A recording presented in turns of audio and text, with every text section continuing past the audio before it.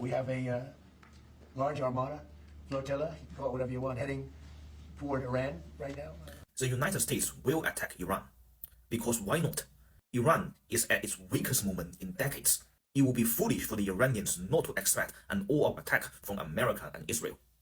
Because the current situation in Iran is the most opportune moment for America to pull off another Venezuelan style of low-cost victory.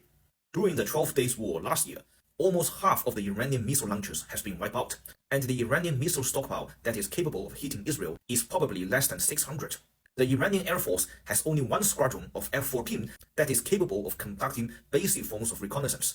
The entire Iranian air defense system and any forms of radar, satellites, and AWOL system have been completely neutralized. Most importantly, the Iranian society is as fractured as ever. The unity last seen during the Iran-Iraq war has long been dissipated. This is only natural because right now, in the Iranian black market, the exchange rate between one Iranian currency and one US dollar is more than 1.6 trillion. So for the United States, the strategic calculus is actually pretty simple. A full-scale decapitation of the Iranian leadership, including the Revolutionary Guard and possibly the Supreme Leader himself. And this is sufficient to ignite an internal power struggle that could result in a civil war. The model that was last applied to Serbia after the NATO bombing in 1999 could well happen in Iran. The Iranian people will be the biggest victim as their country descends into warlordism and possibly territorial succession. Is there any ways to prevent this? Of course there is.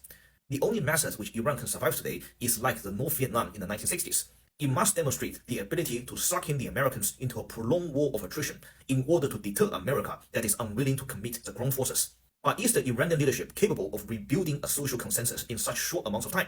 Is the Iranian people capable of realizing the future of their country rests upon temporary concession towards a ruling class which they perceive to be disappointing? I personally think this is not going to happen, but I hope it will.